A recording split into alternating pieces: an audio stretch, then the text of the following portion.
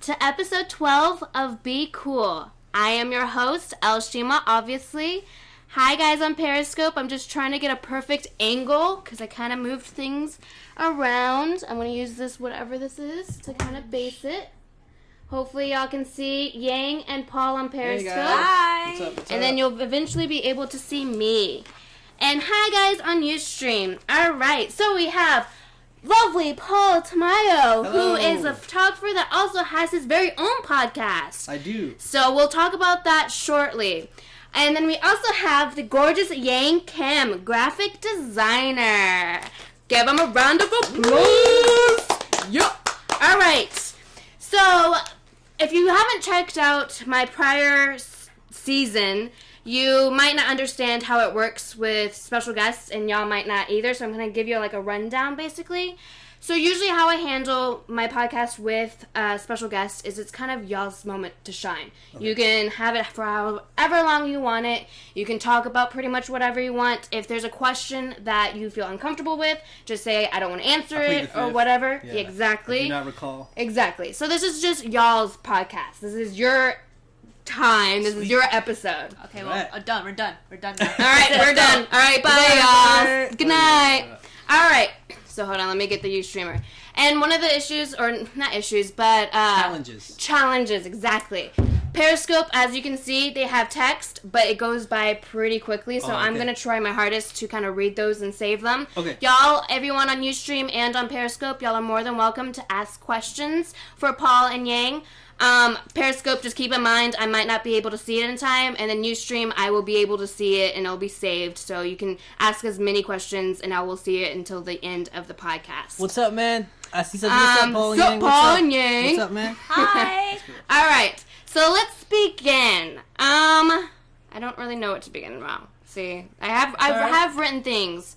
Okay, so first thing, actually, we are in New York City. Y'all were nice enough to actually allow me to stay on your couch, this couch. Always. Yep. So, are y'all originally from New York? No. I am. She is not. Where are you from? I'm from Orlando, Florida. Really? Yes, we're all trying to escape from Florida. That's why we're all That's here. true. There's like a common theme of people I make from Florida. They're like, I had to get the hell out. No offense to Florida. Actually, all offense to Florida. Yeah, exactly. There's a reason why we're trying to I got love for Florida. We go there pretty often. It's a nice You didn't have to live there for 18 years. That's true. I've never lived there. So I've only or been for there 2 years. Like, 2 years was just a good amount of time. 5 days is enough. I tried Florida. I tried.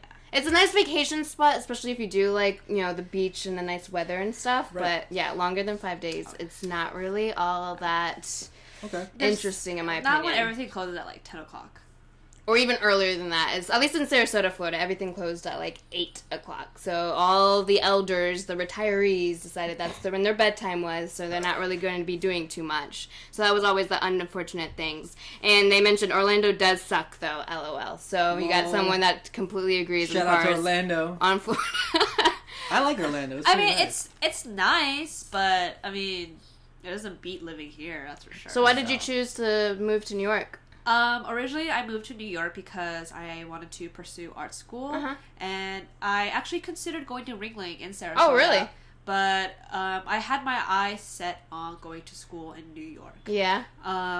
Originally I wasn't going to go to art school, but I made like a kind of like a bargain with my mom to either go to a liberal arts school or an art school, and I ended up winning in the end. So now I'm here, and I've been living here for the past 7 years. Holy shit. Yeah, I didn't know it was that long. No, time flies. Oh my gosh. Time flies. So did you ever go to Ringling actually to look at the the complex? Yeah, I took AP art classes in high school, so every year we would have a portfolio review, and we would go to Ringling and get our portfolios reviewed by all the art schools in the country. Yeah. So we would go and visit the campus. It was absolutely beautiful. We go to the Dali Museum and stuff, so that was really, really cool. And I almost thought about going to Ringling just because the weather there was so nice. Oh, yeah. It is pretty nice. Yeah. I do miss about, like, the Ringling Museum and then, like, the Dali and everything like that. It was a really beautiful school. It is. And I know Francis, who neither of y'all have met, but my boyfriend, for any of those that have never followed Periscope or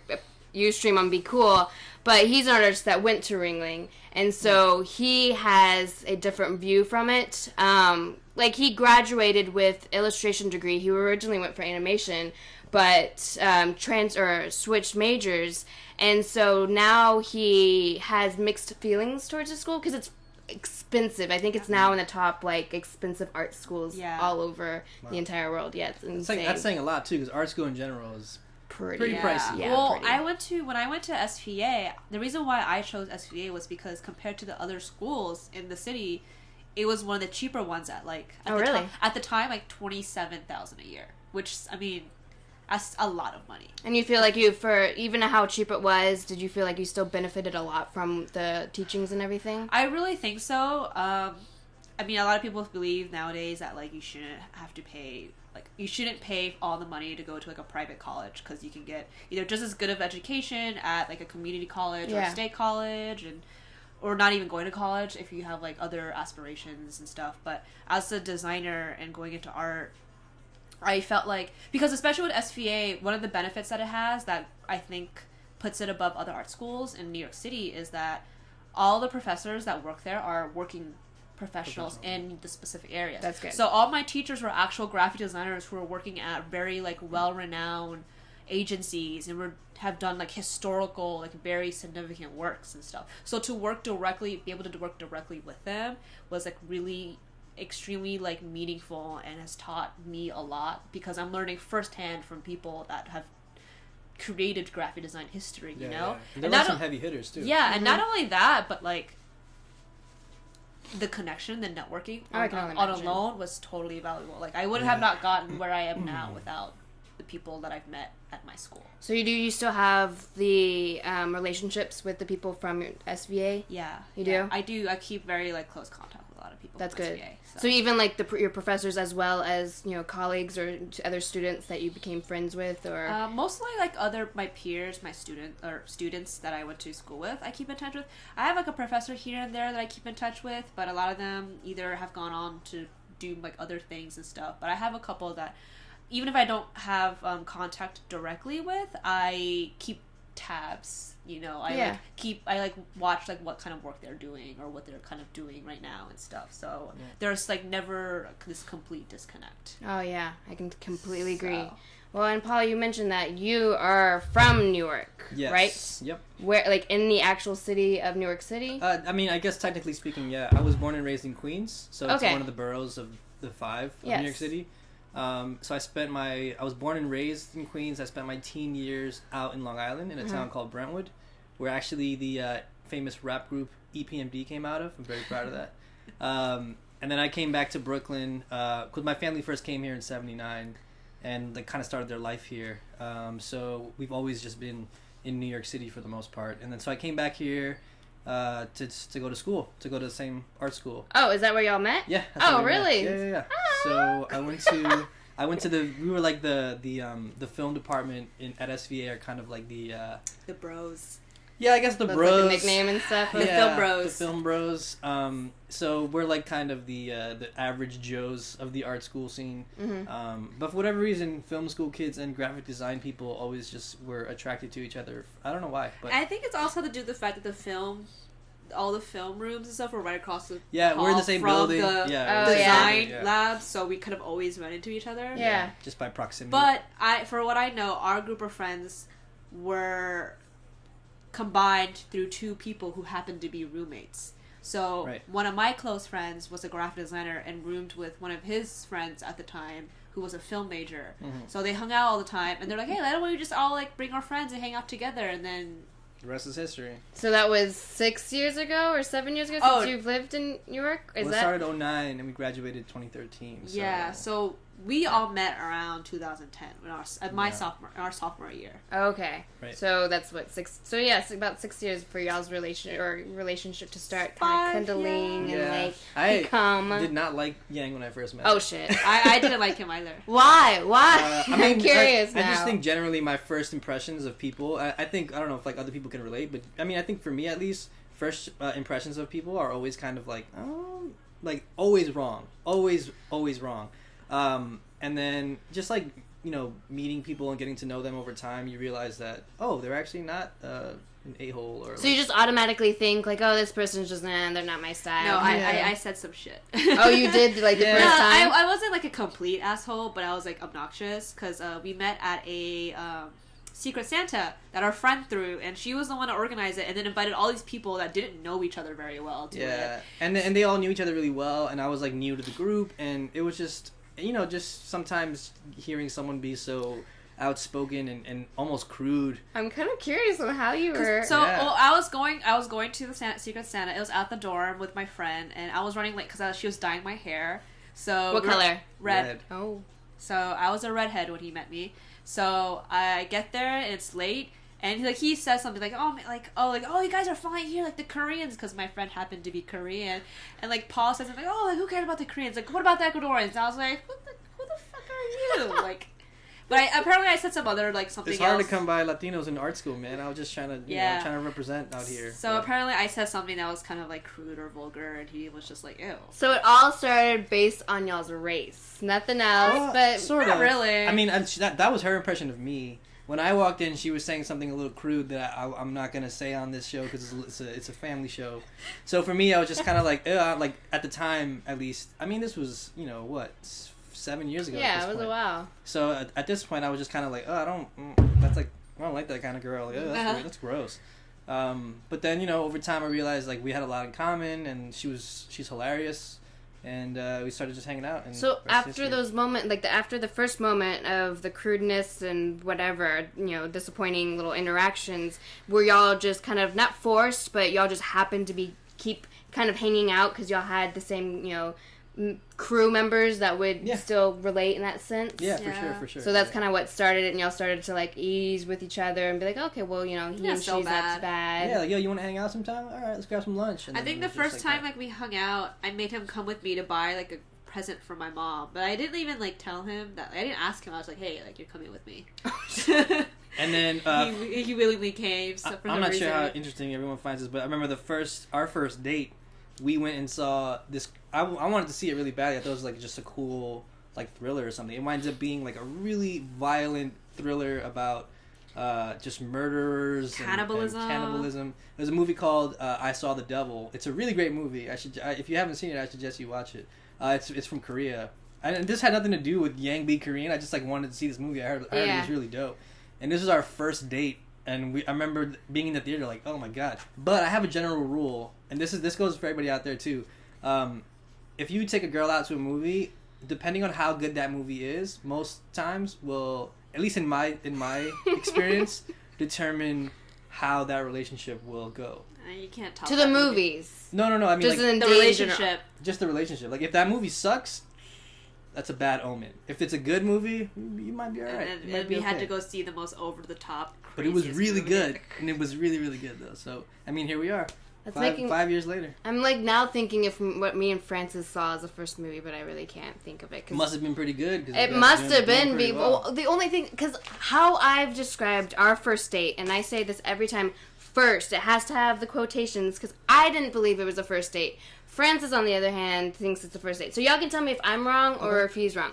So basically, I had 2 jobs back in the day, and Francis was actually technically my boss because I was doing figure modeling while he was actually the art instructor for the figure class. So he was the teacher.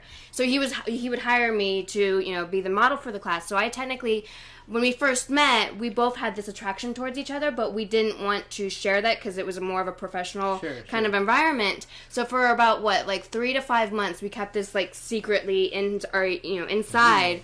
And it was, oh my god. So I was working as a hotel receptionist, and there at extended stay. So usually the extended stay, I don't know if y'all are familiar, is a place where you can obviously extend your stay for a long period of time, for like even months if you want. But so that's kind of a place where a lot of, especially people that can't get apartments, either for bad credit or whatever the issue is, they kind of stay there for a good amount of time. So there was a girl that was 12 years old, and her parents lived in the extended stay, and she would come down to the front desk and kind of talk to me and my friend that would work there. And one day I was just kind of telling her, expressing my affection towards Francis, and she grabs my phone and just decides to text him, hey, what's up? And I freak out. I'm like 18 at this point. I'm freaking the fuck out. I'm like, I can't talk to Francis like that because we always speak professionally. Like, hey, hi Francis, do you need this? You were the first one to...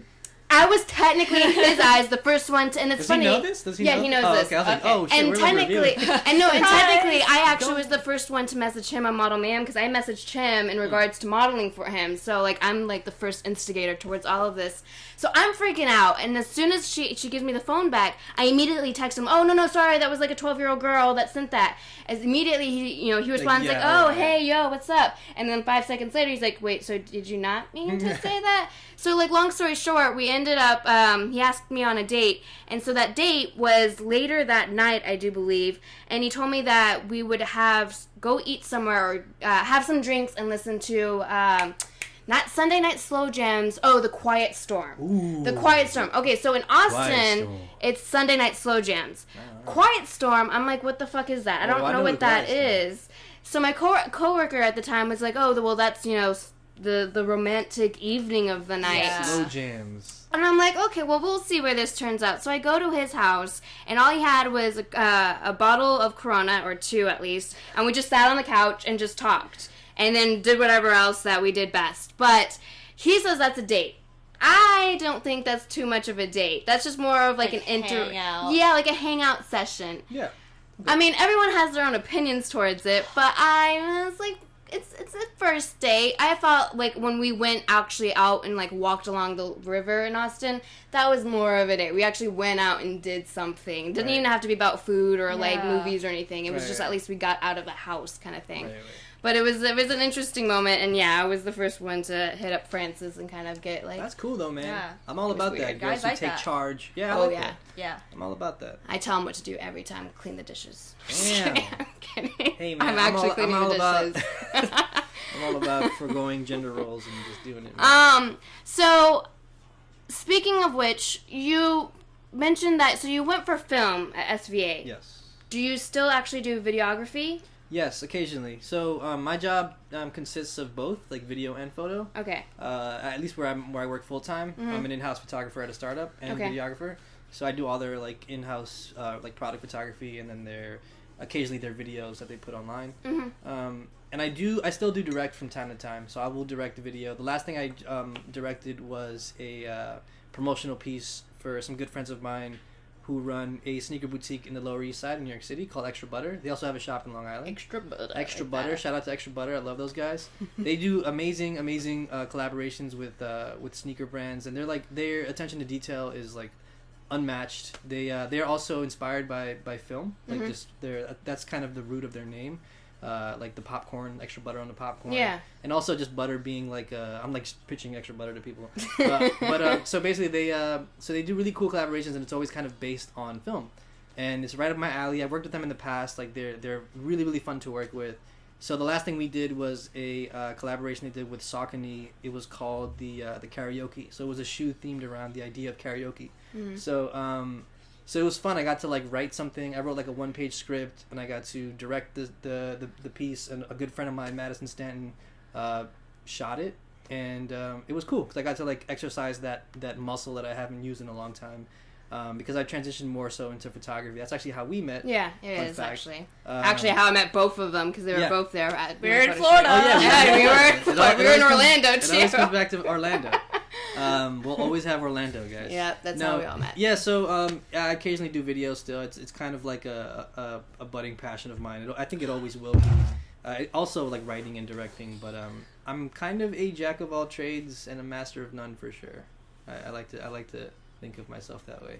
It's a really nice title. I should have started off with that title instead. Yeah, but, it's too late now. Yeah, he sucks at everything, but he's okay. He tries. Yeah, he tries. So you mentioned that you directed it and you had somebody else actually film it. Right. Do you prefer to actually be the director or be holding the camera and actually shooting the certain angles and such? So with video, I think I prefer to be in the director's seat because it allows me to concentrate more on like the actual story and the just like what I'm trying to say with it, as like pretentious as that might sound, and like allowing the technical side to be like taken control of by someone who really knows and has like a really great hold of their craft, because the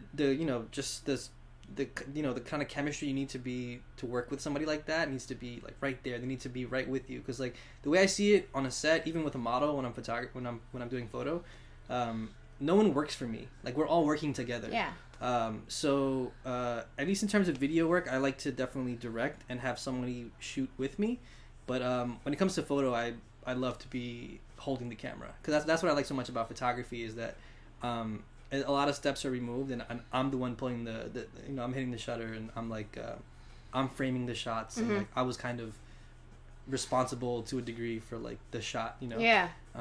So yeah, I would say for photo, me, and for video, I like to direct. So is there one that you kind of has a higher interest than the other? Like, do you care more about photography, or is videography kind of more what you're passionate towards? That's a great question. Like, does any of them, or are they even? I mean, there's a possibility that they can be so evenly matched that you just can't choose one. It's like somebody's literally like choking you to death, and it's like, kill me, Paul. Yeah, I guess it's like a Sophie's Choice type deal, where it's like pick which baby you want to survive. Like, I'll never be able to choose. Yeah. But I think I'm always at a point where I like to try something. I try it and I master it to a degree. And then something else catches my interest, and I go for that thing. And I think it's always important to just keep trying new things. And if you have a side hobby, if you have a passion that you're curious about trying out, then just try it, man. Because a lot of times those side hobbies and those passions wind up being something you care so much about that actually become really, really cool things. Yeah, it's definitely true. So I guess right now I'd say they're pretty even. My newest fascination, you mentioned it earlier, happens to be like my podcast. Yeah. It's a really, really fun thing that I've been exploring that I have no experience in previously. But I think it's also a really great culmination of everything I've learned up until now being applied to my new hobby and my new passion, which I think everything you try moving forward should be to some degree. Oh yeah. Everything you've learned, you should be applying to it, and you should always have like this degree of like fear. Like if you're too comfortable and you're too, I guess, complacent with what you're trying, then it's, I don't know, you gotta take more risks. Yeah, you kind of have to like have it shock you in the sense like it's always gonna be new and fresh to you. If it's kind of starting to feel stale, it's just like, oh, okay, well, I've done this countless times before. Exactly. It just gets a little boring after a while. Yeah, so I guess you should always be a little scared. Is my takeaway. Yeah, I was telling Yang and Paul right before the starts. I told them I'm scared every fucking time before Be Cool starts. Every second. That's great. And they're like, we're nervous too, but like I feel so good. It's I'm like, I feel good. You gotta but, like, channel that energy. You gotta like judo it into good vibes and yeah. So earlier today, I actually got the experience of I sat over there while Paul and his two other hosts started their 5th episode for their podcast, The Optional. Yeah. And it was an interesting experience to watch somebody else actually have a podcast going and kind of relate it in a sense to Be Cool, and also see how he handles his own. And their whole setup is completely different than mine. I want you to kind of give the rundown of your podcast a little bit. Yeah, so it's me and two of my really good friends, one of whom I went to film school with. So it's a whole community SVA, and my other friend is from Brentwood, back from my hometown in Long Island. So I chose the two of them because I really, really value their opinions. They're really outspoken, super smart, and opinionated. Yeah. And I just wanted to make a new podcast about video games, about like people who play video games who like you've never really heard their side of things from. So basically it's me and two of my good friends, like I said, and we talk about what we're playing, we talk about the news, and we answer emails. So we've just started getting emails, which is like a new thing for us. Yeah, I noticed that. That was kind of a cool thing. Yeah, I get emails with them, but it's a little different than how y'all's are. Y'all's actually ask you like specific questions that y'all actually answer right then and there. Yeah, it's fun. It's like I said, it's exciting, it's scary, but it's something that we wanted to try out because kind of our like mission statement and what we want to try with this blog and our podcast is like there are a ton of video game news sources out there, and like they already exist, and we're not trying to be that.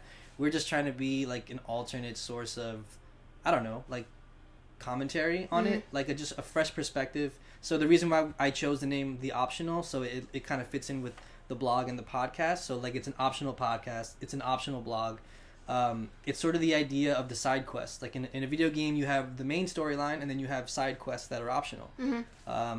And sometimes you might miss something really cool from a side quest, and you would have never, you would miss that, and you would never know what that thing was. And we're that thing. So like, try it out. You might walk away with something that you would have missed otherwise. Ever since you started your podcast, I did have that in mind. Like, why is it called the optional? Like, I could not understand it. And I'm not huge on video games as much as y'all are, because after watching y'all and even seeing y'all earlier play Rocket League, I could tell how intense y'all are about it. Yeah. You don't cross the TV screen when somebody's playing. You wait until they're fully done, and then you do your thing. Because there was like a whole pizza pie sitting right in front of all of us, and I see Yang just standing there, just patiently waiting for Paul to be done with his, his gaming thing. Yeah. But are you comfortable with the 2 other hosts that you have on the podcast? Absolutely, yeah, absolutely.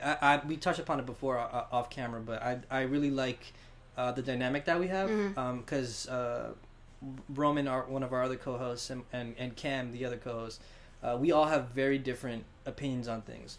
But the one thing I can rely on with the 2 of them is that they're always going to kind of give me, at least just play devil's advocate for the sake of playing devil's advocate. Yeah. So you always want someone there to just speak for the other half, or even if they don't necessarily agree with that half, just present that side of the debate so we can just have a fun, engaging conversation, and that's like the best part of it. Is like sometimes I want to strangle Cam and I want to strangle Roman, but more so Roman than anybody. But Roman, don't feel offended if you're watching this. No offense, Roman. I'll get some shit for it next week. Oh, can I curse on this? Yeah, you can. Oh, okay. I do it all the fucking time. Okay, all the time. So it's just fun, man. It's just like a fun thing for us to do every Sunday, and I mean we hang out anyway, so we might as well just like start having some fun. And we've been getting some really great feedback. Yeah. Which is awesome, and we're applying all that feedback, and we're learning and hopefully growing and getting better. So I tried to give them a little l.Shima feedback too earlier today. No, so always appreciated. I could have gave them some false advertisement just so I can be better than theirs. Just kidding. Real random transition, because the one thing I complimented on them actually was their transition was so like perfect. One of the Cameron actually mentioned something, and then it immediately like transformed into the actual question that Paul, or topic that Paul already had lined up. Mine is, on the other hand, a little not that smooth. No, that's cool though, man. It's like random, charming. Like you don't know what to expect next because it's just gonna come at you. Unpredictable. Exactly. And so as an unpredictable question, kinda. I don't know if you remember Yang, but back when we first met, when the whole photography or photo shoot happened in Orlando, I remember we were sitting. What was that burger joint that we went to? Shake Shack. Y'all were like so like hyping Shake Shack up to me. It was actually pretty delicious. If you have a Shake Shack in your area, definitely go try it. But y'all were mentioning, especially you, Yang, that you have a fascination for a certain item that ladies like to wear. Oh, yeah. What kind of item would that perhaps be? It's lingerie. Yeah. What kind of started that fascination? I honestly don't really know. Really? Did it start like at a young age, or when you like officially turned 18 and we were kind of like getting adult-wise? Yeah, when did that start? I think, okay, so I was in high school. That's when I first got my first debit card, and I was exploring the world of online shopping. Oh my god, that sounds like a dangerous thing. Yeah, that sounds like a really bad start to a really bad story. Well, when you see what it is today. But, so I didn't even know how to properly use a debit card. So it was a debit card, not a credit card? It was a debit card, which is good. It's better. I opened it at Washington Mutual, which says a lot, because they don't even exist anymore. It's all just Chase. Rest in peace. Anyway, so, I don't really know what prompted it. I just know that, like, I was shopping online for some, like, clothes I needed. I went to, like, Aerie, which is owned by American Eagle, and they sell, like, girls' underwear and stuff like that. And I was like, oh, I need underwear. I need bras. And I think I was, like, at that age where I was like, oh, I don't want to be wearing, like, the same, not crappy, but, like, young, whatever, underwear. Like, I want stuff that's a little bit more, like, older, mature and stuff. And at the time, I mean, Aerie now by no means is, like, agent provocateur, but at my age, I was like, oh my god, lace on my bra. No, that's cool though. So I bought like it was your gateway. It's your drug. So I bought like this pretty like black bra that had lace overset onto the cup and like a little like bow, and I was like, this is fucking amazing. I love how you remember it too. Oh, I have great memory. Oh my gosh. So I bought that, and I was like super sly. I didn't want my mom to know about it and stuff, and then it slowly started to kind of like I would just start looking at other places. I would look at Gap's offerings and saw like what they had. Like one of the things I remember I got at Gap, which was really cheap, like a $17 like all lace pink bra, and I was like, oh my god, this is so like like racy of me. I remember I went with my brother to get it. I had to like buy it without him realizing it because I was like really embarrassed about it still. And like I don't really know why like I kept what like really drew me to it. I think it was just like, to me, like a beautifully designed and well made bra is like such a beautiful object. Yeah. You know? And the idea of being able to wear this piece and have it become kind of like your secret. You know, you wear it, but no one really knows that you're wearing it, so it's this thing that you derive a sense of power from. And like I could be wearing like a schlubby sweater and sweats, but underneath I could be wearing like this like really sexy like lace set or something, and I can like feel like fucking awesome, you know. But like no one knows. They think I look like shit, but like I'm like I don't feel like now shit. You're making our viewers wonder and question and hope that they have X-ray vision through the camera that they can kind of get an idea of what's under your sweater. But you know, but yeah. So I honestly don't really know what prompted it. It was just like a thing I just like kept buying like as if like any other clothes. Yeah. And for me, like buying lingerie and nice underwear was always a thing where it's like it's just like clothes for me. It's an extension of my style and like another means of me exploring something that, because I normally when I dress I'm very like simple, I'm very monochromatic. I wear mostly black or white or gray and stuff like that, but like my underwear is where I get to wear like fucking pink and bright colors and polka dots and shit that I would never wear, you know? So it's like it being, for me, it's another way to play with my style that I normally wouldn't be able to with my actual clothes. So with that idea, do you like to have your bra and panties match, or do you not even care as long as it's just creative underneath? I ain't got the money to match all the time. Oh my god, I can only imagine. Yeah, that's... I mean, sometimes if they get cheap enough, I'll buy an entire set, but I don't save bras for special occasions. I wear them every day. Every day, bra. It doesn't even matter what it is. I'll wear Agent Provocateur to the grocery store, you know? Like, that is actually pretty hot, I'm sure. Yeah, but like, I just, like, don't have the capability to, like, match it all the time. If anything, I might have, like, colors that are similar and I'll match it, but, like, most of the time, like, it's just too much of, like, a headache. Unless it's, like, a special occasion or a special night out, I'll make an effort to do so, but, like, every day, it's just, like, not even, it's just not worth it. Well, it's like something you talk about, too, whenever she mentions it to people, like, especially, like, women in particular, they're always like, oh, yeah, but I have no one to, like, wear it for or whatever, for the single women out there. And, it's interesting, like, your perspective on that. Like, what do you say to people, like, whenever they're like, oh, but I don't have a boyfriend or I don't have someone I'm dating to show it to? Well, first of all, I tell them, whether or not you have nice lingerie, what I think is, most guys don't even like care about it that much, you know? Is that true, Paul? I mean, I'm a very special case. I mean, there are definitely men out there who do love and appreciate like women in nice lingerie, but to them, I know many others, it's just like nice. It's like a nice wrapping on a gift, but they want to take the wrapping off. You know? Yeah, I can see that. And honestly, like, especially girls who feel like they can't justify spending money on, like, a really nice piece because they don't have a boyfriend to show to. I'm like, yo, like, for real, though, like, they're not going to notice the difference between, like, a set that you buy at Victoria's Secret or, like, La Perla or Agent Provocateur or Kiki, whatever, you know? Like, they're not going to be able to tell that difference. So, like, there's no reason why you should buy a luxury set for, like, another person, you know? Yeah. I believe that when you buy something like that, it should always be for you first, primarily, you know? Because you're the one, because, like, why would you buy something that's so expensive to wear for, like, 5 seconds, for, like, a couple times a year, you know? Sure. So, like, and what's the point of, and it's, like, it's clothes, like, why would I spend all this money on a clothing item? Like, I do believe, like, even a bra is an underwear, it's still a clothing item to wear. Yeah, it is. That's functional. So, like, why would I spend so much money on a functional object to not wear it?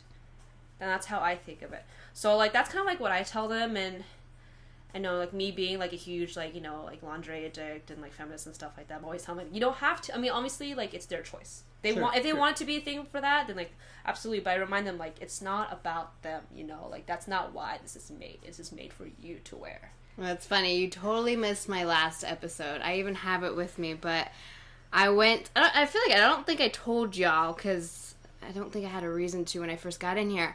But ever since I actually had a shoot last time in New York, I had this white lace bra that a photographer wanted me to buy from Victoria's Secret. So I did, and it actually, makes my boobs like kind of perky and stuff. So ever since Francis saw me in that bra, he just immediately fell in love with the idea. I want my girlfriend to have a bombshell bra from Victoria's Secret, and I'm not sure if you know exactly what that is, but for those that missed last episode, it's a bra that makes your boobs 2 cup sizes bigger. And so I'm well fortunate to have good sized boobs, but I don't need my boobs 2 cup sizes bigger. Like, I don't need it. But Francis was really adamant about, like, no, I want to buy you this bra. It's going to make my every dream come true. Like, all this crazy stuff. So he went to Victoria's Secret. So it's kind of the opposite. I didn't want this. Like, it's more for Francis on this part. Like, he was so, like, wanting it. I'm like, fine, Francis. And realistically, like, I shot in the bra already, so it works for photo shoots, because then again, it also, for my fans, they like to enjoy that kind of sense too. So I kind of give it for Francis, and then also for my fans to enjoy it, through a photo or through the episode when I actually showed them the bra itself. But it's interesting how you put it in that way, because it makes so much more sense in that case. But that was just a random moment in my life that it was just the complete opposite. It was just for Francis. Like, I wouldn't realistically wear that bra normal every day. It's just a bra that's going to sit in my closet, and maybe if Francis wants to see it, I'll put it on, or if I have a photo shoot, I'll bring it and wear it then. Otherwise, it's just going to collect dust, and there's no other reason why I have it. But it's a very interesting point. Is there a more, your most expensive bra, and how much did you pay for it? Oh, fuck. Shit. Yeah. Well, I'm trying to think. Well, most of the things that I buy, usually I always get on sale. I never pay full price. I'm a bargain hunter. I get off on finding the chase and the best deal.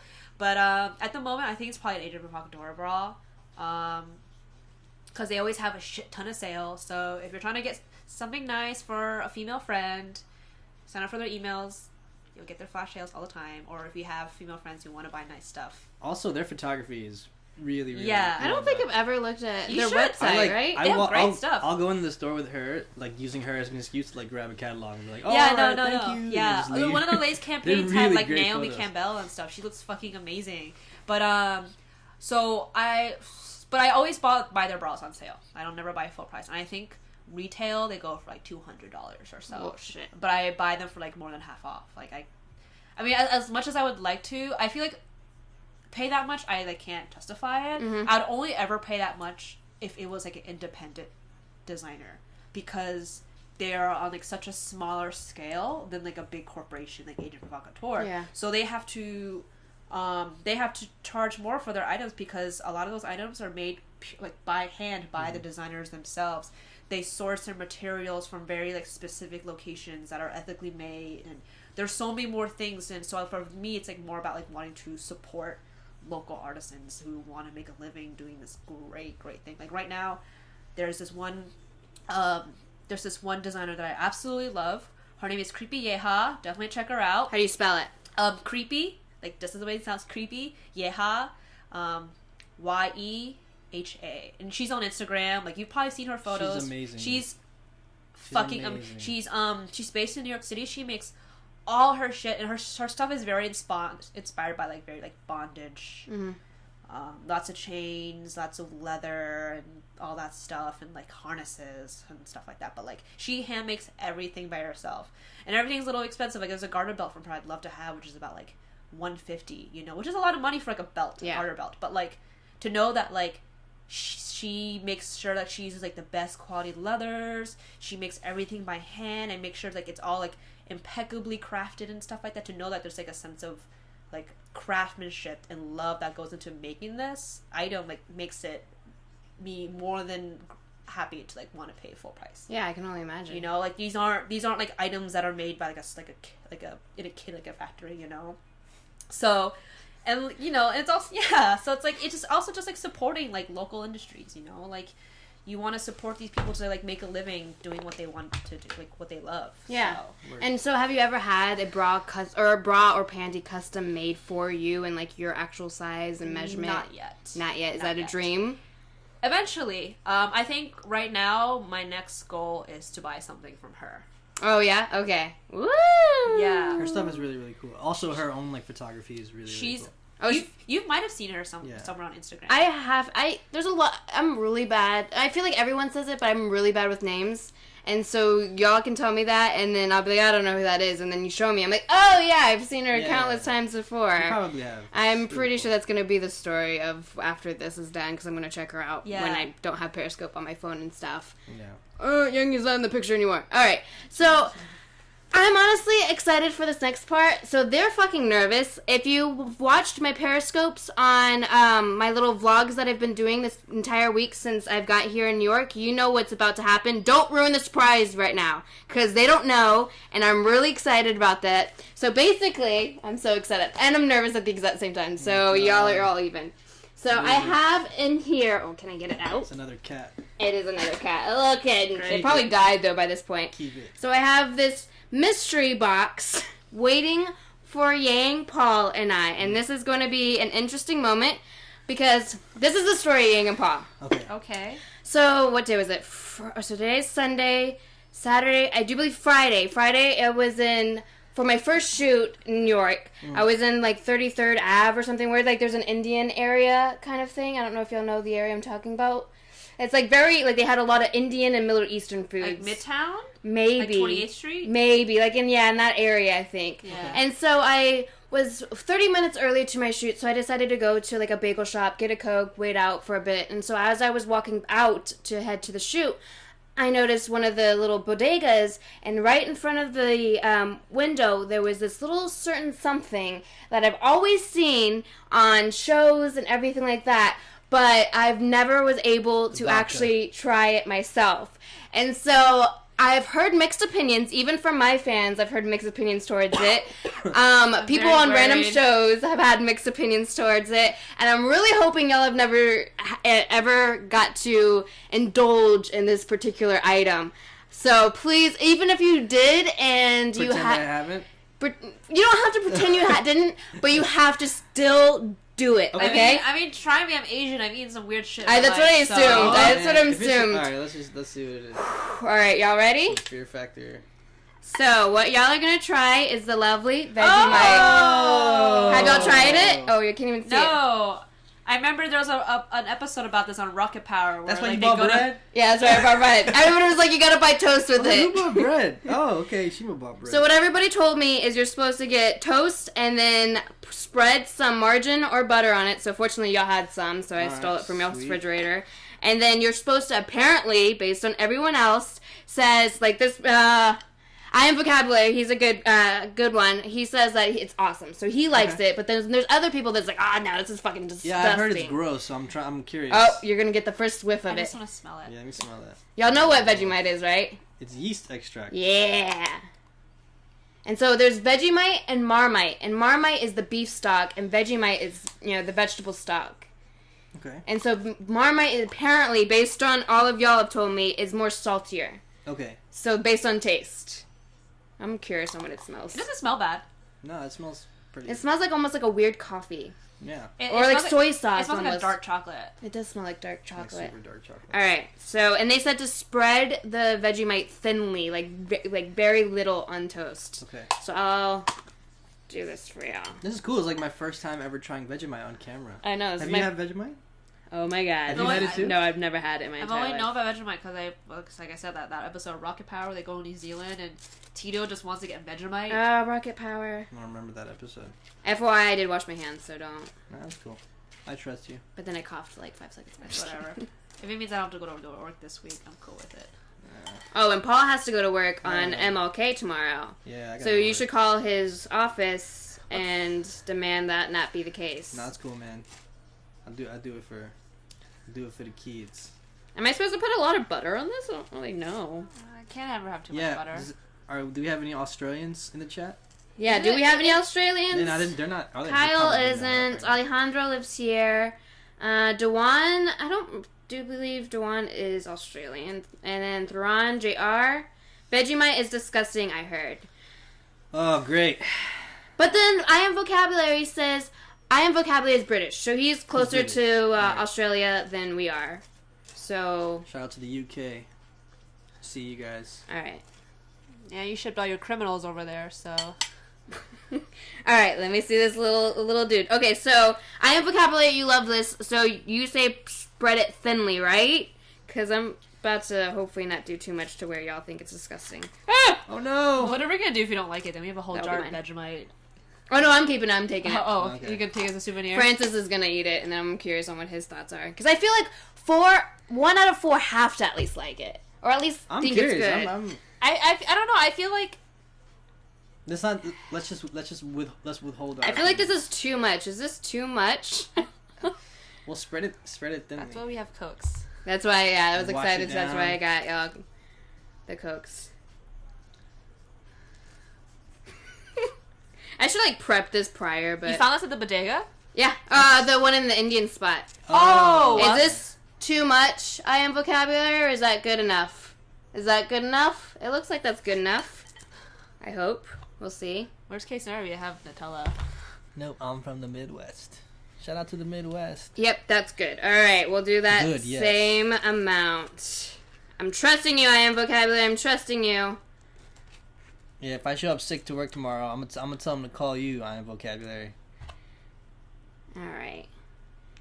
Kyle, what exactly did you not like about it? I'm very curious. Or whoever else has tried it and you don't like it, why did you not like it? Was it like too salty? Was it like too strong? I don't even really know what the description of this would be. Okay. Yes. Oh, Alejandro said it's very salty. Don't add too much. Sorry, whatever. I can deal with salty. Okay. All right, ready? Right. Cheers. Cheers, everyone. All right. Boop, boop. Be cool, y'all.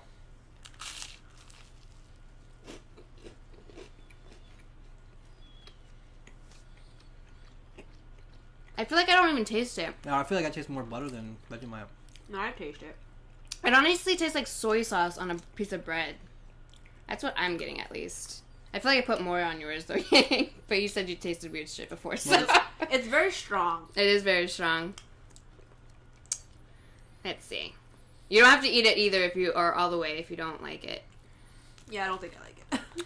Okay, Yang doesn't like it. I always thought it was gonna be something that's really sweet. I got like a real good potency of that. Yeah, I mean, I'm getting some soy sauce vibes. It's really soy saucy, in my opinion. But it's like, I can drink soy sauce. Oh, I can. This I can't. I feel like this is what you make when you're like broke as hell, and you got some toast, some butter, and some leftover soy sauce packets from the Chinese delivery.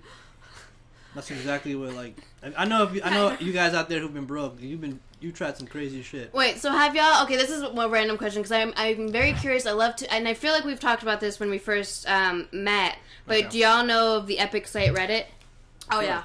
Do you know of the epic subreddit Shitty Food Porn? Yeah. This is literally exactly how you described it. Just reminds me of food porn. Shitty food porn can also be found on Facebook.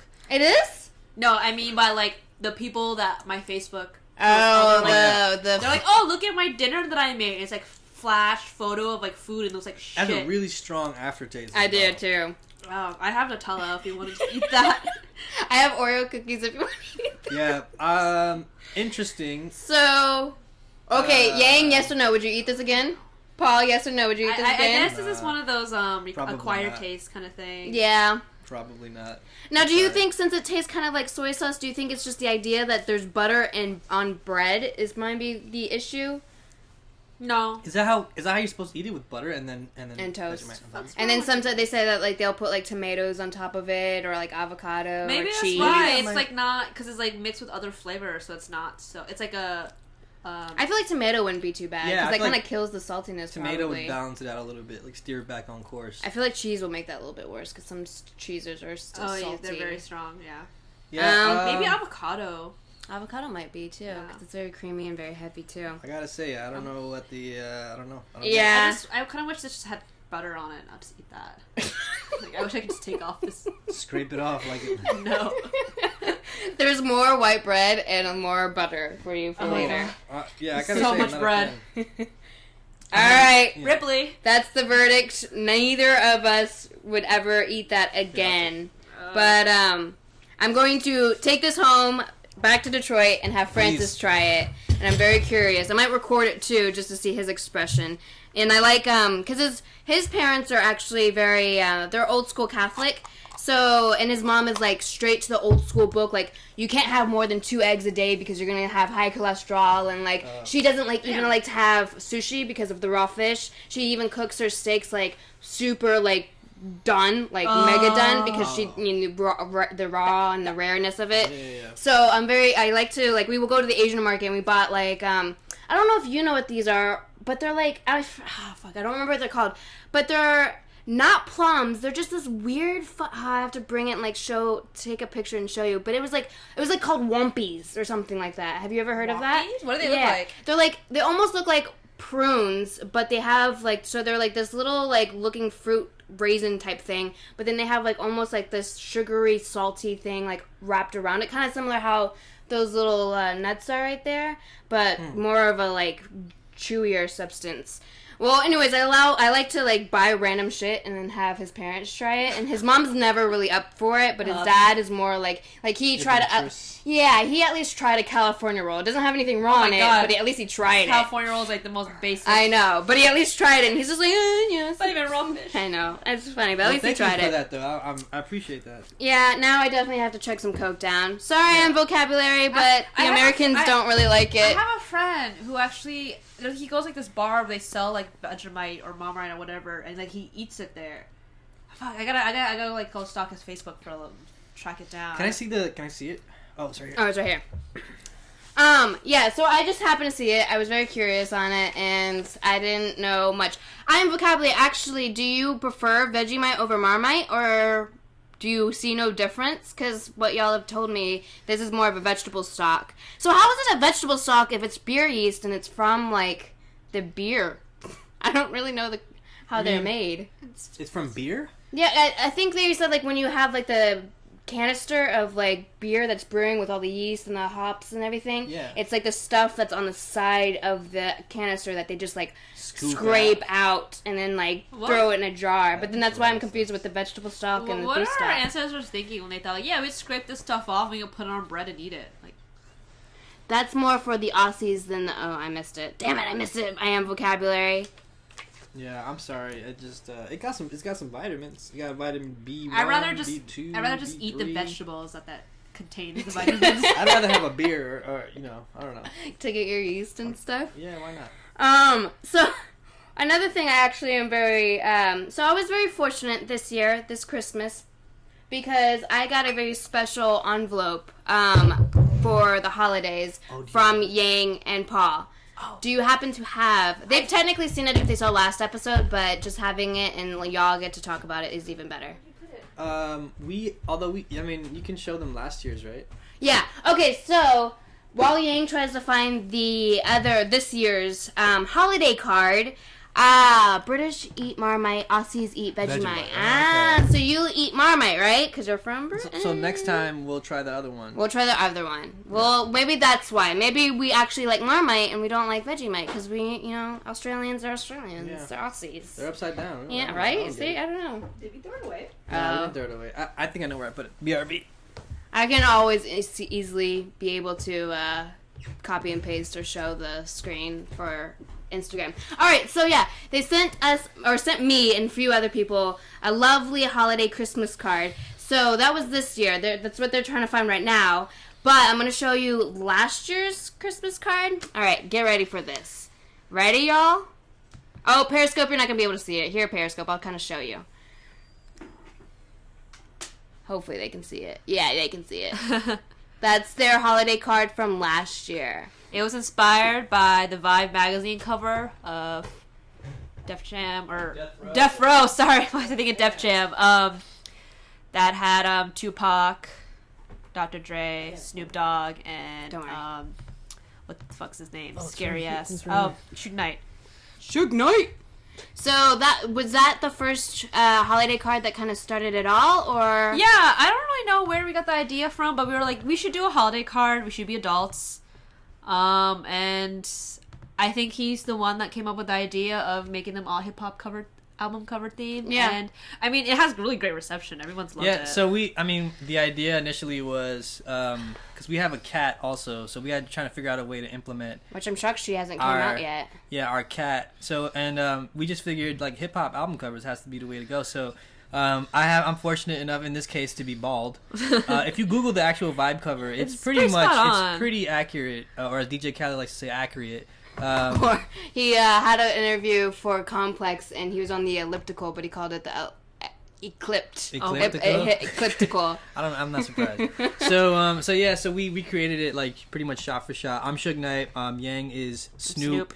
And our cat is Dr. Dre. And we left Tupac in there because we didn't have a fourth person, so we figured, fuck it, Tupac. I love Tupac. Tupac can stay in there. And then this year, we I don't know if did you get it, the this year's card? Yeah, this year's card. I have a vocabulary that says do a Rockefeller card for next year and send it to him. Rockefeller? Yeah, that's what he said. Okay, wait, which one though? I am vocabulary? Yeah, which we gotta one? Figure it out. So then this year I was fortunate. So they're on my refrigerator right now, and every time Francis goes to the fridge, he's like, I really envy Paul and Ning right now. Like they did a bomb ass job with their holiday card. So this is this season's, or last season's technically, 2005's holiday card. It's 2015. This is why did I say 2005? I'm so 10 years This is back. what I went to art school for and got into $1,000 of debt just so I can make this. Sorry, hold on. There it is, y'all. Worth it. Yeah, so that is a recreation of the De La Soul 3 Feet High and Rising album cover, with us being De La Soul. Yeah, obviously. we decided this year to go awesome. a little bright and colorful since last year was, kind of dark and serious looking, so... Yeah. Fucking awesome. It's actually cool because a few friends of ours are, like, considering doing some sort of, like, competition next year of, like, who can create the best card. And we're like, hey, man, we're more than happy to participate. I mean, we've been doing this 2 years so far, I like to quote The Wire, you come at the king, you best not miss. You know what I mean? I mean, that's what happens, man. Accurate statement. We're thinking about Players. expanding it to movie posters. Ooh. Which I don't know if I really quite want to do. I like the idea of keeping contained in album covers because there's something about that's... Yeah, maybe branching outside of hip-hop. So yeah. If anyone has suggestions, please let us know. But if we do movie suggestions. posters, we're going to do the original Star Wars movie posters, like the illustrated Oh, movie yeah. posters. And Don't give away too much. Oh, No spoilers. they're not... Well... No spoilers. I'm very curious though. How are you gonna get somebody to actually illustrate I'm gonna draw it. You're gonna draw it. Oh my god, this is gonna be awesome. Can I please get one, please? Oh yeah, of course. Oh my god, it's gonna be exciting. I'm so excited. But that's a potential thing. I mean, they want to do this competition, but they don't realize now we got a whole year to do it. So what do they come up with? We got 5 extras. Are you scared? Are you worried for what they could possibly come up with? Are you scared to have your title be taken away from you? Not really. I'm actually really excited to see what they come up with because they're really funny, creative guys. Oh yeah, I can only imagine. Like, I'm sure whatever they do would be like really hilarious. No one loses. Everybody wins. Yeah, exactly. You know? It's fun. It's fun. So it's like, especially they have to be creative and silly if they're going to try to go against y'all. Especially with these 2 prior cards, they have to have something behind their back that they're just gonna pull out. They're so really this good. Is gonna be, like, this is gonna be awesome. It's not like they're just like some. Please post it on social media just so other people and us can actually witness this go down next year. We will. For sure. There's no way you will not see it. Yeah. So I thought it was just very awesome. I kind of wanted to share that. Me and Francis have never done a holiday card.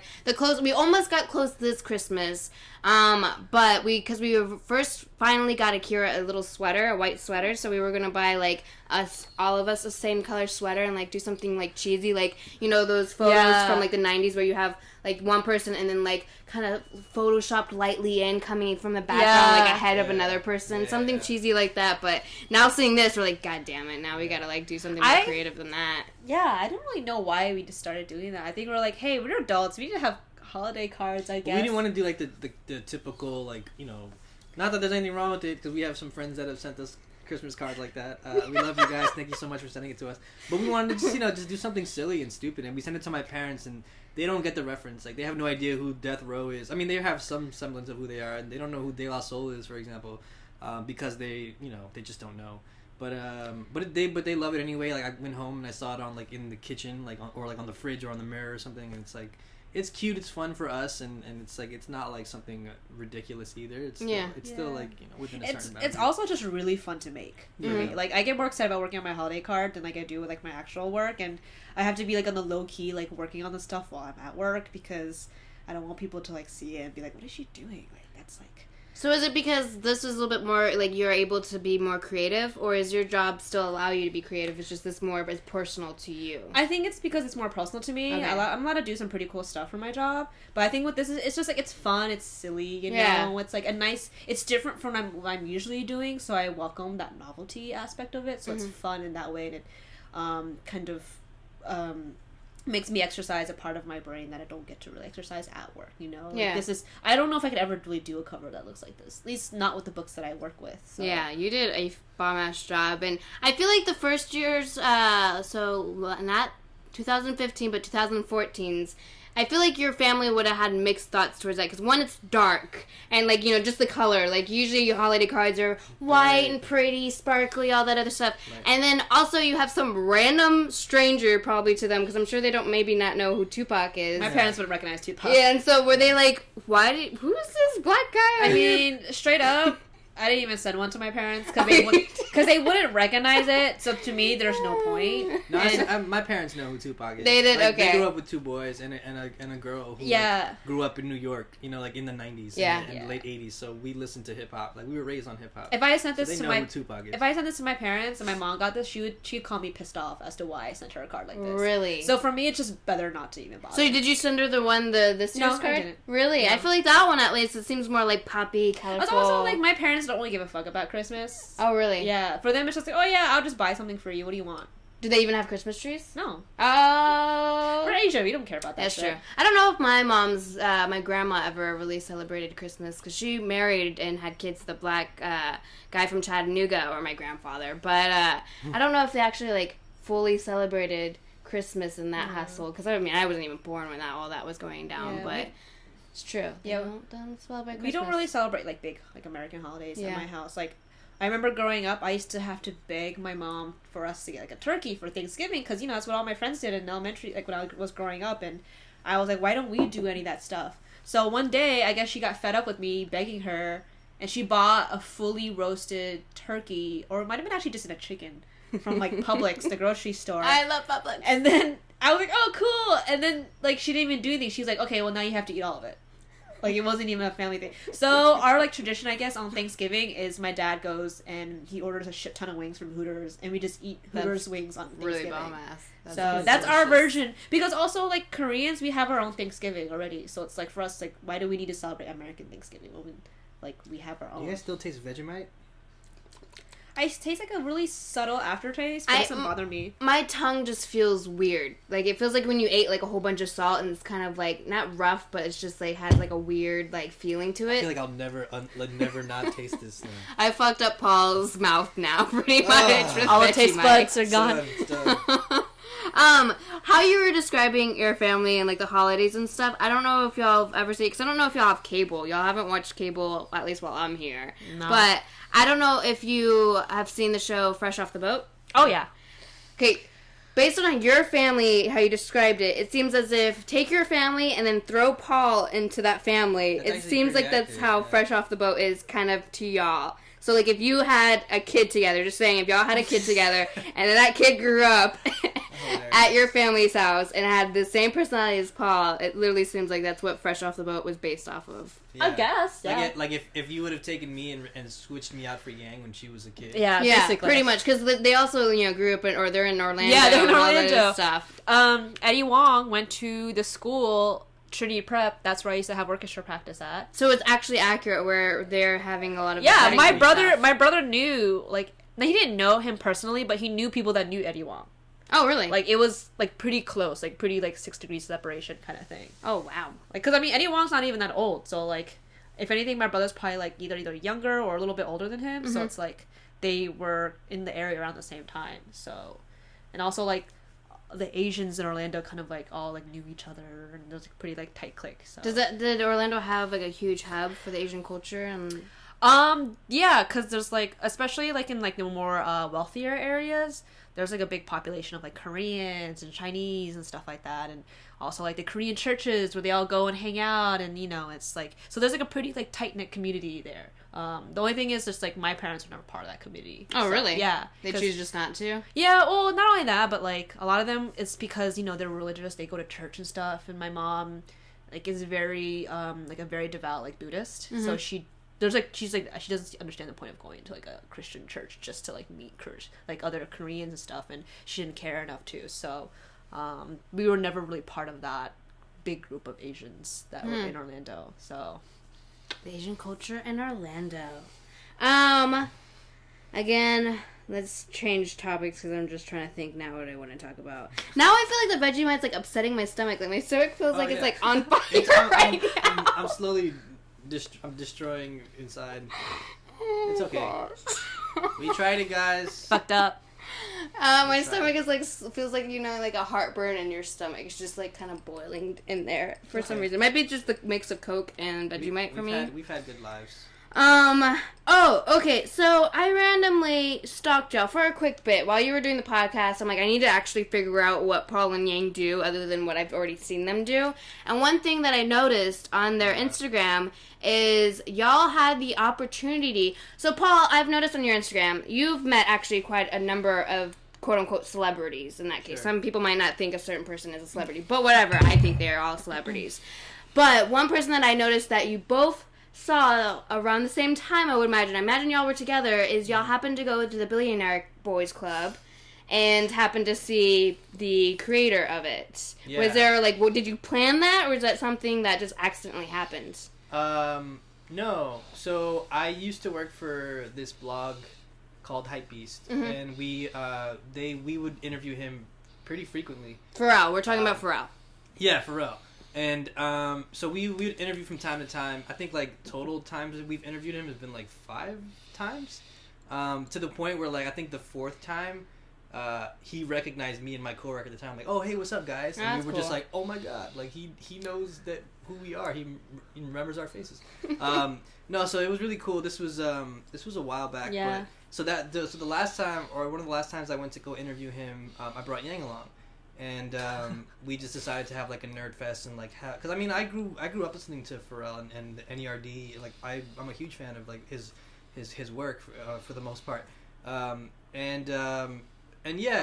was a great moment for all of us to just be standing there talking to him, and he's super down to earth, super approachable, and he was just talking to us like we were just friends, about music that he was working on and all this other stuff, and he was even nice enough to take photos with us. Oh, really? That's one thing I'm always really hesitant about doing, is asking people to take photos with them. I guess it really depends. It has to be a very special case. And in this case, he's one of my heroes. And he happened to be. People always tell you never meet your heroes, but in this case that was not the case. I was really fortunate for him to be really nice and cordial and just a all around good guy. And just hearing him whenever he speaks in interviews and stuff, he's got a lot to say, and he's gotten so far, and he's done so much. We forget how much and he hasn't aged too while he was doing all that. He's also a vampire, yeah. Yeah. But yeah, that was definitely one of the highlights so far of my adventures. I got to bring Yang along. The first time I met Pharrell, he called me ma'am. Yeah. he was in the doorway and he checked Yang out, and he was and he walked in, and I was all right, if anyone's gonna check out my girl. But then he was like, oh, well, I don't even know what he said. He was like, oh, pleased to meet you, ma'am. And I was like, that's just him being polite. So do you because I know how heavy into hip hop, and I'll try to get into that for Paul. But are you a connoisseur to the hip hop rap scene? I am. You somewhat. If I had called myself a connoisseur, it'd be totally insult to the entire genre as a whole. I know very surface level about everything. Anything I have questions about or I learn about is through him, because he's an encyclopedia. He knows everything about hip hop, and that's more than most people do. And I always love listening to him talk about hip hop, and he always teaches me a lot, which is really great. But I really enjoy listening to it, but one thing that I do that he absolutely hates is I'm a person that does not listen to lyrics. I don't pay attention to lyrics, which I don't know why, because I like to listen more purely just for the sounds and instrumentals and that aspect. So, but I really enjoy it. I really love it as a medium though. So it's, I think as of late that's the genre that I prefer to listen to more than pop.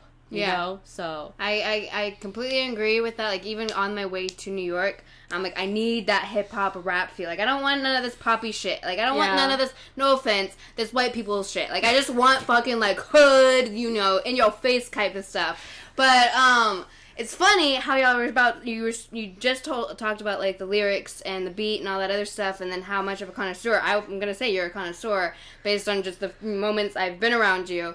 But I'm not kidding. I was laughing. I'm cheesing over here because that's literally me and Francis. Like, you're me, pretty much. I only listen it to the beat. Like, I don't give a shit really about lyrics. Like, I can never... Like, if it's a catchy song, I'll remember the lyrics. Sure. But realistically, I like a song based if I can actually, like, nod my head to it and kind of, like, go with the beat and kind of, like, feel that, you know, that soothed music, that sound going through my ears versus, like, what they're rapping about. And, like, obviously, like, Lauryn Hill, for example, what she raps about is influential. It's something that's, you know, talking about the now and, you know, peace and all that other stuff. But then you have, like, Future, for example, and all these other new age artists that aren't really rapping about anything influential, just more about, like, money, power, girls, whatever. But, like, I will still jam out to a Future song just because the beat is pretty dope, in my opinion. Yeah. And Francis is more like you. Like, he loves fucking lyrics, and, like, if somebody's, like... If Bum Beat, well, he wouldn't rap real. If Eminem did a flow that was just so hard and crazy, he would just go, oh, and he'll be like by himself with these like huge headphones in his ear on his computer. I'm in the other room like, what is happening right now? And automatically assuming, oh, it's some rappers doing something. Like, he even recorded himself when Kanye dropped Friends, that No More Friends or whatever, that recent little snippet.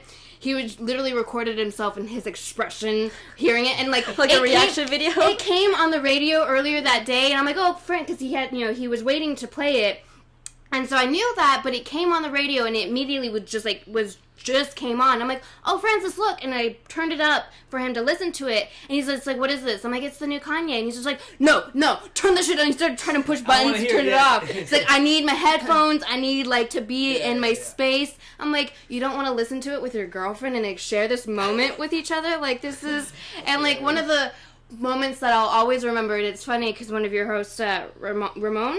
Is that Roman? Roman. I'm calling Ramon from now on. He was bringing up the whole and joking about the whole McNeil thing with the 50 Cent currently. And what I'll always remember is recently Meek Mill in the whole Drake situation. Yeah. Me and Francis were sitting in the computer waiting for the Meek to drop with his diss. And that was, what's the hip the DJ here in New York, the like does the yeah. He was so he's in New York and we're in Detroit. We don't get his station or whatever you call that. So Francis got it off the internet and was waiting for the Meek to drop. But he had to take a shower and get ready for the next day to go teach. And so I'm like, just go take a shower. We don't know if it's going to start yet, but if it does, like, I'll scream and tell you, get out of the shower. It's happening right now. I thought you were saying he's going to, like, shower to, like, prepare for the drop. I got to be clean. I got to be extra clean for this. This is a sacred moment. It's about to get real dirty. But I'll remember, like, the moment me asking him and, like, also, speaking of, like, the shitty food porn subreddit, he follows the Hip Hop Heads subreddit. Oh, it's the best. I've actually never really witnessed it except for the Drake Meek Mill moment. Yeah. And I, like, watching all of that happen live and how much everyone was, like, either hating or loving. Yeah, that's a really good subreddit. I mean, I have subscribed to that subreddit so I can learn more about hip-hop and stuff and, like, stay, like, current to, like, what's going on, but just, like, purely for the commentary. Like, it is the most, like, amazing thing. Like, the people there are so funny. I was reading a thread about how Kendrick Lamar was given the keys to Compton. Oh, yeah? Or something like that. And someone, like, made a comment about it. And, what was it? It was really funny. I, like, screenshot it and I sent it to Paul. It was, hold on. It's, like, just so good. Now, while she's finding that, Paul, do you go on, like, Rap Radar and all those other, like, hip-hop threads? Not really. I mean, yeah, like, on our hip-hop heads, I'll, like, follow discussions on tracks or whatever, or, like, find out what new mixtape just dropped or something like that. But, I guess, I don't really do that as much because, to go back to that point you guys were discussing earlier, like, I'm a huge, at least in terms of, like, hip-hop, I'm huge into lyrics because that's, like, a huge portion of rap, especially, like, growing up in like, the 90s, especially in New York. a lot of what comes out of New York, especially at that time, was extremely lyrical. When you think about like Wu-Tang, Nas, Jay, everybody, even like Tri-State, like Lauryn Hill, everybody, like Tribe. It was it's rap. It's like it's very lyrically driven, and a lot of times they were still doing really like phenomenal things on the producing side with like beats and stuff that you can still like bob your head to it, but like a large part of that was just like, oh my god, did you hear, like you heard us the other night talking about like with my brother and my coworker Arjun talking about like, oh my god, Ghostface's verse on this song is like, it changed my life, or like this other verse, because they were doing things in this new medium, that a relatively new medium that I it's definitely new, and it's something that just was born out of something else, especially like at a time that was so I guess crucial for minorities. So a lot of that is like voicing these really really important things. Yeah. So, and then even going to like Future, for example, where like sometimes I can't even really understand what he's saying. It's still really cool though to see what he's doing too. Like that's still very admirable as well. But yeah, I don't know. Like for me, that's why whenever I hear Yang talk about like, I don't really listen to lyrics, I'm like, what? I think a lot of it for me is like sometimes like it's hard for me to follow that quickly. Sometimes depending on how quickly they're speaking, and sometimes I can't get a lot of the references they're talking about like immediately. Like some of them will be like very obscure. Some of the things I just like don't know. So sometimes like it just in that sense it doesn't mean anything to me. So I can't really be able to like get anything from it. So like most of the time like I'll have to actually look up the lyrics myself and like read it, like really like analyze and read and try to like figure out the meanings and stuff like that. And also like for him, he's someone that can like listen to a song and you have it memorized like in that single listen. I envy you. And for me, like I have to listen to a song like on repeat for like an entire day to even like get half of it. I mean, it kind of just boils down to just like learning the rhythm and the cadence, and then once you get that down, then it's easy to kind of memorize things. That's why it's like almost like a mnemonic device. Like it's kind of built into the actual DNA of like hip hop. It's easy to. That's why sometimes I won't know a song word for word. Like if you just like were to ask me to spit, I mean I might know a lot of songs that way, but if you put a song on, I use that as like, oh okay, it'll like keeps me on the rails. But yeah, it's just like I don't know. Hip hop, man. I'm gonna relate to that, but I'm curious. Okay, so someone says, does anyone know what a key to the city actually does? Is it just an achievement or something? And someone writes, you turn it into DJ Khaled. You turn them into DJ Khaled, and he gives you prizes. Because he always talks about like the keys to success. Yeah. Oh my god. Major. Yeah. Ever since I knew about DJ Khaled, so when I was probably in middle school, I fucking hated him. Like, I just don't... DJ Khaled, we the best! Yeah. I've always hated, like, every song that came on was a DJ Khaled. I'm like, no, fuck this bullshit. Like, I can't stand his voice. Now he's, like, an icon to the point where, like, it's funny. Like, how you were saying how he mispronounces certain words. I mispronounce a lot of words, but it's just funny how DJ Khaled does it. And, like, how his Snapchat and, like, recording silly shit. It's, like, in a way where it's, like... Like, when you first see DJ Khaled and he's, like, doing all this shit, like, it's so, like, cringeworthy. It's so, like, oh my god, like, what's wrong with him? Like, you can't take him seriously, you know? You can't. But, like, it becomes, like, a thing where it's just, like, so, like, funny. Like, people, like, kind of, I guess, like, ironically, like, love him. Mm-hmm. You know? I also think he's very well aware of the presence that he's created. Oh, yeah, of course. You look at his Snapchat, and he's working constantly to keep that momentum, like that, like the meme, like and he's super aware of it. I mean, he's got his story. He walks around Snapchatting his his flip flops and shit. And like they sell out in like hours on his web store. You know, like he's doing something right. Yeah, and totally. he even has his chicken wing restaurant or whatever, a burger joint, whatever restaurant in Miami. His own. That's right. Yeah. What I can't remember what it is. Y'all might be able to correct me, but it's even like with hip hop heads. Actually, before I left New York, left Detroit for New York, friends have shown me the top posts on hip hop heads, and one of the top. No, it was a DJ Khaled subreddit just for DJ Khaled. Oh yeah. And so he showed me the top posts on the DJ Khaled subreddit, and one of the funny ones, and he just, I'm very hard to laugh at certain things, but Francis is like busting out laughing at this. So it's a GIF or a Snapchat or a Vine, whatever you call it these days, where Rick Ross is recording it in his house, and he's just like, yo, so I see somebody on a jet ski, and he has a river access or whatever, and I see somebody on a jet ski waving their hands. this fool is fucking DJ Khaled, and you see DJ Khaled in the back, like, just doing this on a jet ski. It's great. It's so great. Just, like, getting a peek into his life because it's so bananas. Like, I'll never be able to experience that kind of, that life. But, yeah, it's fun. That's what Snapchat's fun. So we're going to end it with one thing that related to what you brought up, especially with the lyrics and stuff. And I want you to also see if you're able to do it. It doesn't have to relate to hip-hop or rap or anything. But I was thinking about this. I'll start with you, Paul. What is a song that you can literally rap, sing, whatever, the entire song just by hearing the instrumental? Or even having the person start rapping or singing, but you can pretty much say all the words. There are a lot. Yeah, he has a big library. Yeah, that's one thing I always joked about. Like, man, I wish I would have just applied that memory to, like, my studies or something. Yeah, I don't know. There's a lot of songs. A lot of Biggie songs, a lot of Nas songs, a lot of Tribe, Wu-Tang. Just stuff from my childhood. Pick one song that, like, just one, but the first one that comes in your head.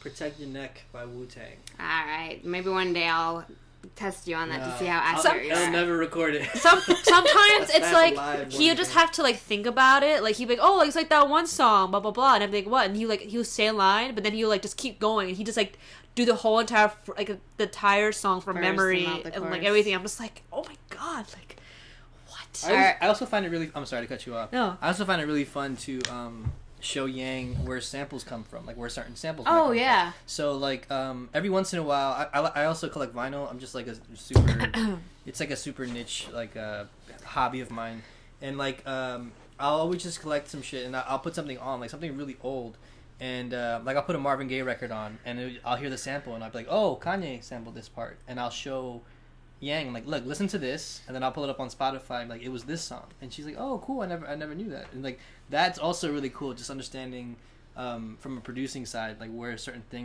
sounds come from. I think that's what's so beautiful about hip hop is they take something and they make it their own, like the same way a skateboarder will look at a ramp or a handrail and make it something completely different, you know, like they're just like, I don't know, it's just looking at things from a different perspective and just I don't know, it's so cool, man. I could talk about it all day. Yang, is there a particular song that you could probably sing from beginning to end with or without the assistance of the actual artist? I'm trying to think right now. Probably, okay, this is my one of my go-to karaoke songs, and it's The Promise by When in Rome. You have to just put that on before. Have you ever listened to? Have you ever watched Napoleon Dynamite? Yes. You know, at the very end of the movie, he leaves the talent show, or whatever, and they play that song. Oh, I can't remember what the song is because I'm all. It's like such a like amazing song from the 80s, and that, and probably like a couple like embarrassingly enough like some J-pop, Korean pop songs, because I was like I had like a phase in high school, like sophomore year, I was really big into like underground hip hop, and then I don't know how, but from there I transitioned into like a K-pop, J-pop fangirl.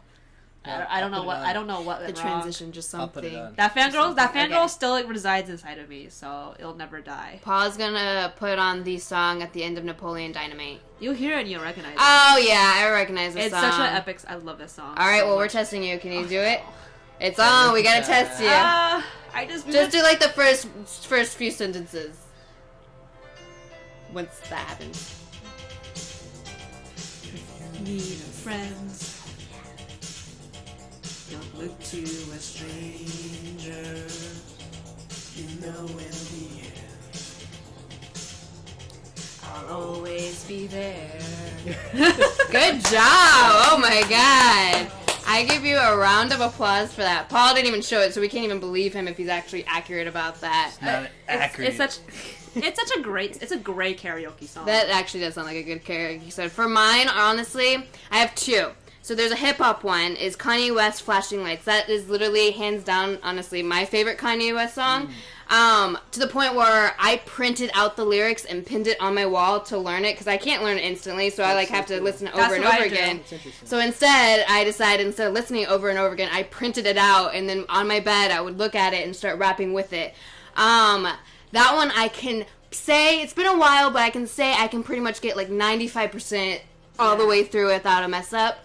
And then the other one is Plain White Tees, Hey There Delilah, just because it's so fucking easy. Like, Hey there Delilah, what's it like in New York City? I'm 1,000 miles away. Well, I only know like the lyrics to songs that I do know because I listen to them all the time. Like, I'm one of those people, like, if I really like a song, I'll probably listen to it like 1,000 times. Yeah. Like literally, I would listen to it on repeat for like a week. And I won't get sick of it. And that's, like, the only way I can remember lyrics. See, and that's usually how it's like, except for one song. And this one song pisses me off every time it comes on because I listen to it a lot. I just cannot get it for the life of me, is TLC Waterfall, Left Eye's part. I cannot get Left Eye's verse. Yeah, she's tricky. Fucking tried. Like, it came on when I was on my way to New York. I'm like, I'm gonna get it this time. Fucked it up. I'm like, I can't get a break for this damn verse. Music is hard, man. It's super fucking hard. Alright, guys. I felt like there was going to be one little thing I wanted to share, but I wanted to quickly just go over what you streamers have been saying since it's saved, and I kind of been neglecting them. Sorry, Periscope, except for I Am Vocabulary. I Am Vocabulary says he can sing a Phil Collins song all the way through. Phil Collins, yeah. He's the man. I'm going to go over you streamers and just kind of go over all the things y'all have mentioned. Hopefully I can remember what they relate to. That's one of the bad things. Let's work on it. Alright, we'll start from the beginning. Theron, happy Sunday all. JR, Dwan, evening Shima. Hi, Dwan. Kyle, maybe I should start a podcast. LOL. I just finished watching Mozart in the Jungle. LOL. Oh. Jason Schwartzman's podcast inspired me. I didn't know he had a podcast. Me neither. That's the thing. There's so many podcasts, and you should start a podcast. Podcasts are like the new thing now. It is. Why not? I'm trying to break boundaries and make mine a live video podcast, but I'm sure Paul's gonna hop on this opportunity after tonight. He realized he got into it. He's like, once we have an audience. After tonight, we'll have an audience for sure. Let's see. Alejandro, hello. Kyle, I'm more fixated on our hair. We were talking about you. I can't remember the exact topic we were talking about, but he's fixated on your hair. It might have been when we were talking about what you possibly have under here when we were talking about your bras and stuff. And so I think he's more fixated on your hair. I think that's what this is all natural hair. Woo, natural gals. Yeah. My dad had a fro when he was as a young man. How long did you keep the red hair for? I was on and off like 2 years. I would go back. It was cool though because she had like bangs and it was I look like a fob. Ooh, yeah. That's sexy. He got Paul's attention for sure. And then he says, no offense, Paul, for pretty much giving your girlfriend a compliment. Thank you. I appreciate it. Kyle says, Yang's right. My old Navy pants ripped yesterday, and I'm so upset about it. Judas Priest, $200. Thank God I don't have breasts. Yeah, that if you think about it, like I was reading something a while ago, and they were talking about like how men can buy like 30 pairs of underwear for like $10, and like women have to pay $30 for like 10 pairs of underwear. Like not even like 7 pairs. It's ridiculous. Yeah, be thankful. Yeah, be fortunate. And then he also mentioned, Kyle, Vegemite is disgusting, I heard. Alejandro, Vegemite is very salty, which you were very accurate about that, Alejandro. It is very fucking salty.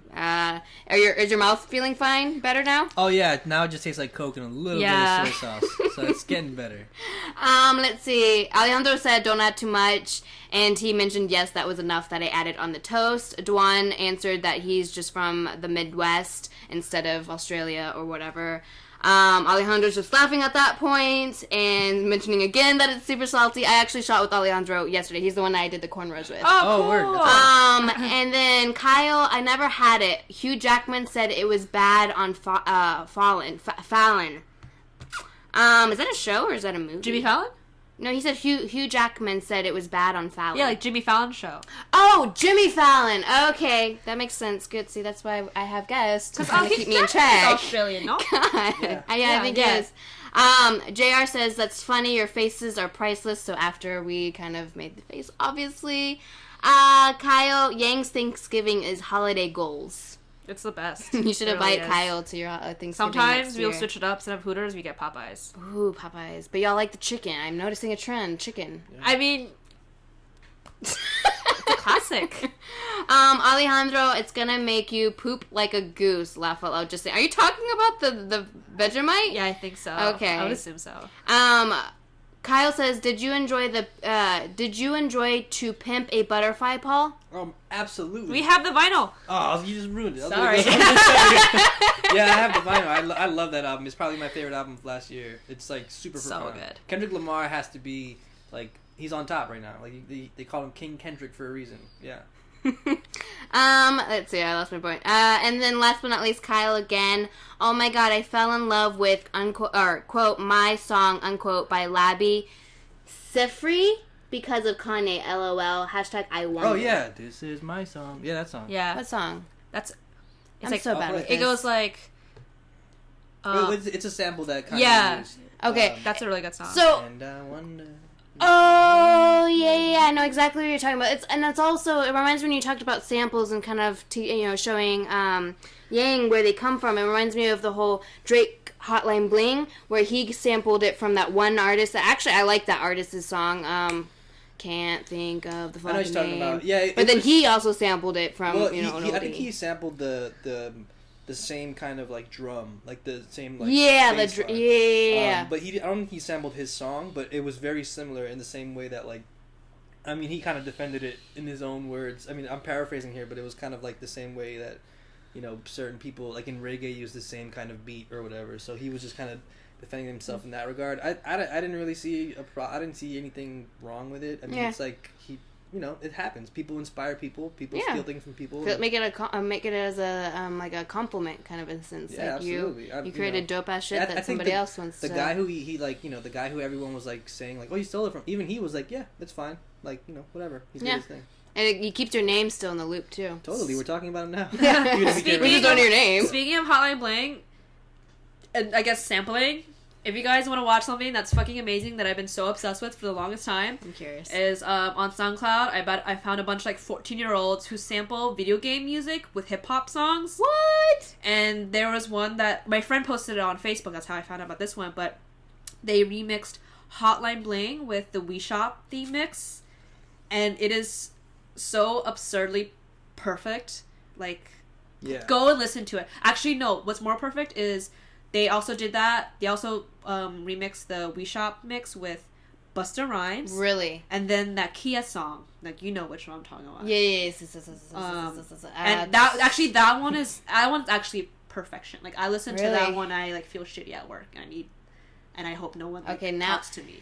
Ever since I got here in New York, they've been Paul and Yang have been updating me on new apps, or they're not even new. They're just super old, but they're new to me. She's been stuck in like 2010, man. She was like, "What's Uber?" I'm like, "What?" My phone. I knew what Uber was, and I knew what like Lyft was, but I just never had a reason to have them. And like if you look at my phone is like empty. Like I only have Periscope and Ustream, and then like the social media that I need to have. You're like, what's Seamless? It's super Seamless. I didn't know what Seamless was, and then was it Cameron or Ramon or whatever? Ramon.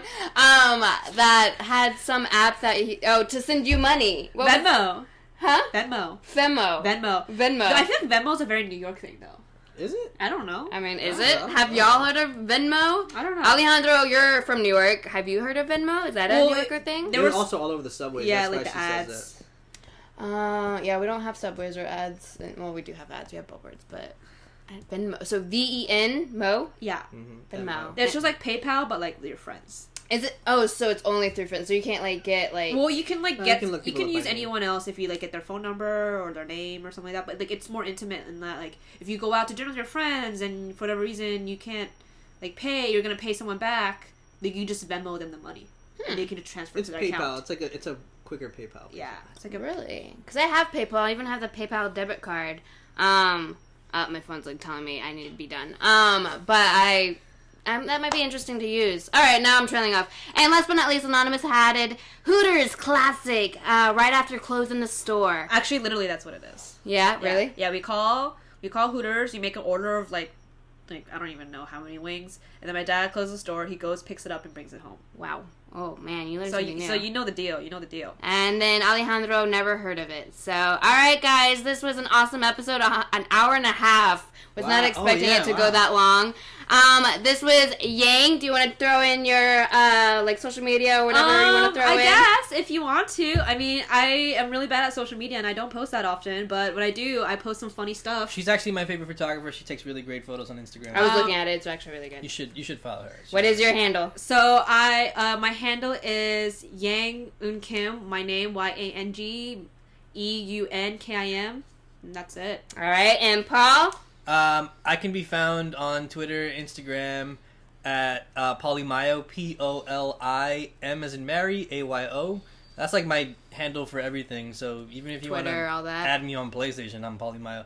And I also have a podcast you should check out. Check it out. It's called The Optional Podcast. We're on iTunes, Stitcher, SoundCloud, all that good stuff. More legit than my stuff. I'm not on any of that. We're on everything. Just check us out. But yeah, thank you for joining us and thank you for having us. Yeah, no problem. Yeah. Thanks for letting me crash and then also doing this at the same time and enjoying Vegemite with me. And y'all should already know me, so I don't really have to throw on my handle, but for just some weird reason, at l.Shima_model. Alright, guys, that's the end of Be Cool for the episode 12 with Yang and Paul. Give them a round of applause. Yeah! Be cool, y'all. Alright, bye everyone on Periscope. Good night. Sleep tight. Bye, Periscope. And then bye everyone on Ustream. Whoop!